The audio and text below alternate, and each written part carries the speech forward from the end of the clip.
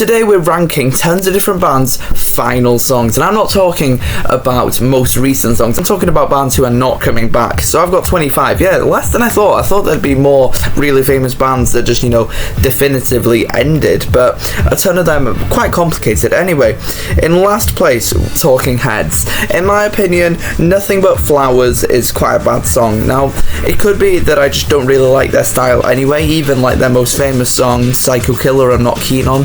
But overall, I'm not keen on that style, so of course this is going to be quite biased by someone with my, music taste. But I wasn't keen on Nothing But Flowers at all. It was very long-winded, very boring. It was also just a bit weird. It's not my kind of thing, and I didn't like it at all, to be honest. But that's fine if you like it. Moving on, we've got a really interesting one. We've got the Ghost song. Jim Morrison kind of, I think, wrote it and sang it before the Doors ended, before he died and before the Doors ended. And then after he died, they made a final American Prayer album with tons of his things with like some music in the background. I'm not sure, I'll be honest, it's not really good music in my opinion. I'd never actually listened to this. It's not a great song.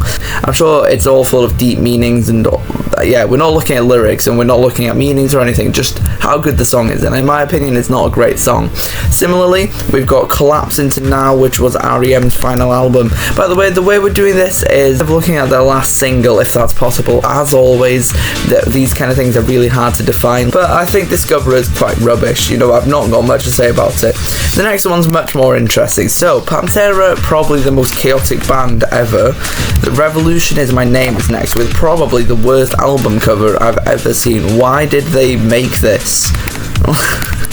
Well, I mean, they're the same people that made this. This song was probably the weirdest here. It was, exactly what you expect from Pantera, really heavy, and I like a few Pantera songs, like Cowboys from Hell is good, and Hollow I think is alright, but overall I'm not really into that style of music. Although there were some really cool parts of this song, it's way too messy, way too chaotic for me. I don't like it, and it's not because it's too heavy. Like, I love heavy stuff, but this one is just not for me. In the End is next. I'm not keen on this one either. The Cranberries. This one I think was made after she died. Dolores O'Riordan. Halfway There by Soundgarden. It has a cool, at least we've got a cool album cover. Most of these so far have been really rubbish album covers, but this one's cool. And Halfway There was just an alright song, just a bit boring in my opinion.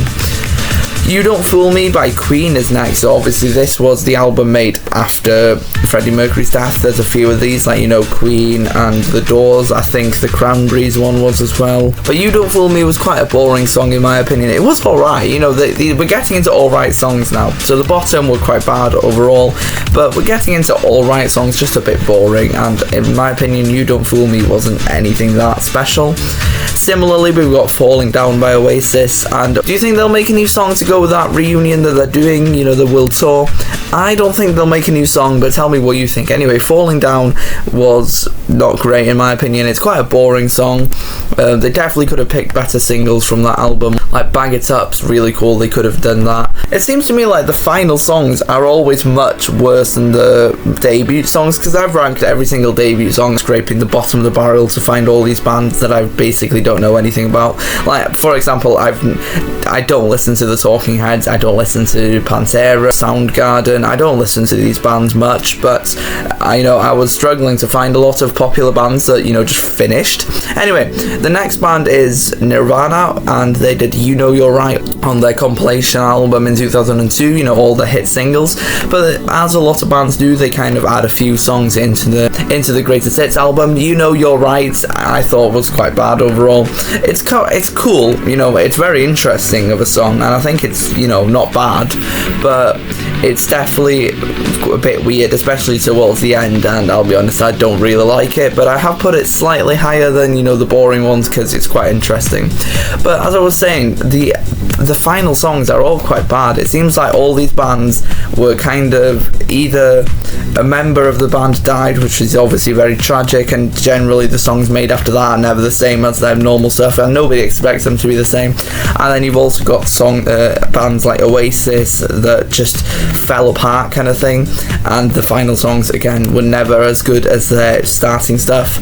Like, I put Oasis's debut song Supersonic really high up on the ranking of the debut songs, but the final songs are just not as good, and unfortunately this list is not filled with that many good songs. But wait until the end, there are a few really cool songs up there. Someday Never Comes is in 16th with another really weird album cover. Like, what is this? I don't even know, but it's a weird album cover, and yeah, it's notoriously bad apparently. Like, Creedence Clearwater Revival, I don't really know much about the band, but I think that their main person left the band because there were a lot of fighting, and by main person I mean the person that, you know, that basically made the songs and told everybody what to do. And without him, they tried to do another album, but it was never really the same, and apparently it was notoriously bad. Someday Never Comes was never that bad of a song, I don't think. It's just not great. It's a bit boring as well. Next we've got Elvis Presley. Yes, I know that he's not a band, but I wanted to get the number up to 25 and not 23. Yeah, there are two people that aren't bands. I have Elvis Presley with Way Down.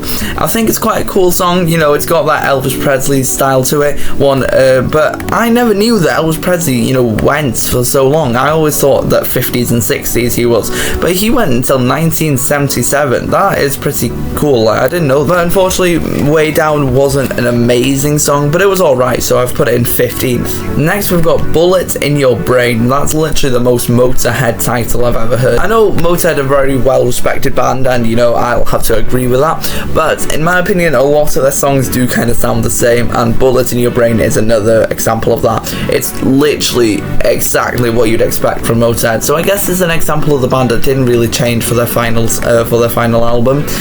But Bullet in Your Brain is just, you know, the most Motorhead kind of title ever, but it was, yeah, a good song, so I put it in 14th, but nothing special in my opinion. Next we've got a really weird song called Conquest, and I think this had a lot of potential to be a really cool song. I think it was almost amazing, but it wasn't quite executed perfectly, but the parts that did work really well. I don't know where I'm going with that point, but what I'm saying is it was a very weird song. You know, it was always trying to be a bit weird, but it could have really worked, but it didn't quite for me. It didn't quite work that well for me, but it was still really good. She's a Woman, I've literally got not much to say about this. Apparently Van Halen's literally one of the most messy bands of all time. They broke up like 3 different times. I wasn't expecting much from this final album. By the way, I didn't listen to the album, obviously, just the song She's a Woman. Yeah, it was good, but nothing much to say about it, to be honest. Protect the Land by System of a Down. Obviously they did a few albums and they kind of broke up, and they came back recently to make Protect the Land and Genocidal Humanoids.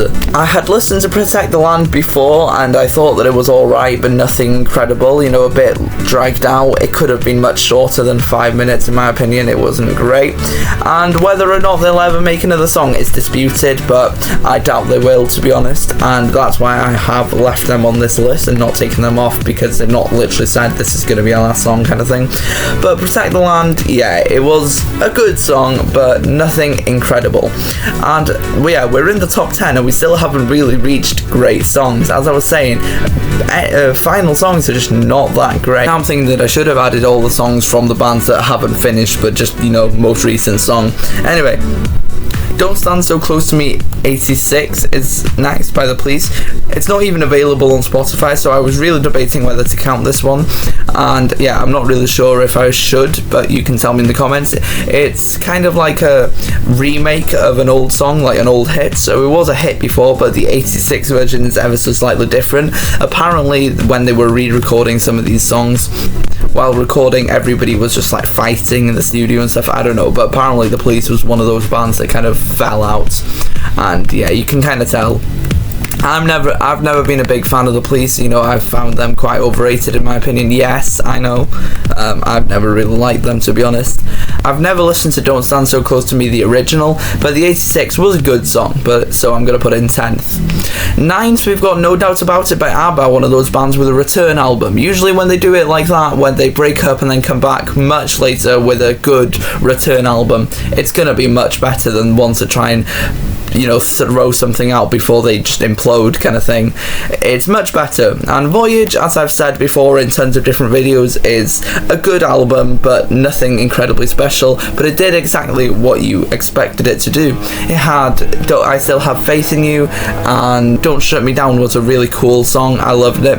But the last single from the album, which was No Doubt About It, and I think this one's a really, really cool song. Quite underrated.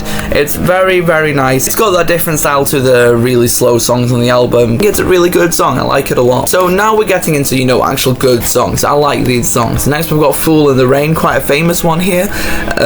6 minutes long, so exactly what you'd expect from Led Zeppelin. I think that it's a good song, but definitely not like their best work. And yeah, it was interesting, different styles, cool. It was quite cool, I liked it, but definitely not one of their best work. Still 8th though. Stop me if you think you've heard this one before. The Smiths is a really interesting band. I think I don't know much about them. I'd love to know more, but I really don't know how they broke up or whatever happened. So I guess this is just a song to me. It's got literally no story. It was good. I don't want to hear any more from the Eagles. This is another example of when a band does a return album much after their breakup, it's much better than if they try to throw something out before the band implodes. Yeah. I don't want to hear anymore. It's a good song. Again, I don't really know much about the Eagles. In fact, basically all of these bands here are not bands that I'm really well versed in. But Eagles, I do love a bit of the Eagles, especially their first album and Hotel California. And I think that this song's just good. Sad Angel is next by Fleetwood Mac. So the Sad Angel is kind of like a song that didn't sound like a final song. I could have listened to it and put it any time in the career, which is different to most of these songs. And it was just sounded like normal Fleetwood Mac to me. Nothing incredibly amazing, but it was just a really good song. I think it was very good. I think that interesting. It was just a Fleetwood Mac song to me. Black Star by David Bowie, not the song. I know there is a Black Star song which for some reason comes up as a black emoji, but sometimes it's written as Black Star. I don't know, but either way, I need to listen to that. It's like a 10-minute song, but that's not the fact. That wasn't his final single from the album. I can't give everything away with the final single, and I think this was a really, really good song. And David Bowie, known for having tons of different albums, he'd been going for years and years and decades, and this was his final album, so I do want to listen to it entirely at some time, but I haven't got to that, and I've only listened to one song. That one song was good though. Third, Genesis, another band that I literally know nothing about. Not About Us was a really good song, I think, and it definitely gets to third, but we're still not at really, really, really good songs in my opinion. Like this song isn't anything magnificent masterpiece work of art territory. It's just another good song. So this list is not like I wanted it to be honest. I thought we'd find tons of different cool, magnificent, epic songs, but I haven't really, so this has been a kind of failed list in my opinion. But before you leave, let's listen to number 2 and 1. Pink Floyd is in second with Side 4, Part 4, Louder Than Words. I think it's meant to be just Louder Than Words. Another example of, a band that came back after a breakup just to do one more album called The Endless River, and it's much more polished and much better. Again, I've not listened to the entire album, but it looks exactly like another Pink Floyd album, just a bit more modern. I've not listened to any of the big songs, but there are a ton of songs, 21 different songs. I'm not sure why the sides and the parts are recorded in the name of the song, and I'm not sure if that's intentional or not, but Louder Than Words is exactly what you expect from Pink Floyd, and it's luckily I do really like Pink Floyd. Songs like Comfortably Numb, I think, is some of the best music ever made. Luckily, Endless River is literally just Pink Floyd. It sounds exactly like you'd expect it to. So this is just another classic Pink Floyd song. Luckily, it's incredible. So number 1, you've probably noticed there's the most famous band breakup of all time probably hasn't been yet. Yes, it's the Beatles. I think the Beatles has the best final song, and you might think it's something from Let It Be, but actually you might not know them. Surviving Beatles members kind of came together, found old samples of vocals, and then they kind of Frankensteined a song together, which has been done before, but it was really, really cool, and somehow they managed to make one of the most beautiful songs I think the Beatles ever made. Like, Now and Then it is, by the way, if you haven't noticed yet. It's such a good song. I love Now and Then. It does still sound like the Beatles, but it also kind of doesn't. It sounds like if the Beatles carried on ever so slightly more, this is what they would become. And it's a bit sad that they never did that, but Now and Then is a really, really good song, and it's basically the perfect way to end the biggest band's career. So I think Now and Then is the perfect final song. Tell me your favourite song from a band who's broken up in the comments. That doesn't really work, does it? Oh well, do it anyway. And if you enjoyed this video, drop a like down below. If you enjoy my content, subscribe, and I'll see you in the next video. Goodbye.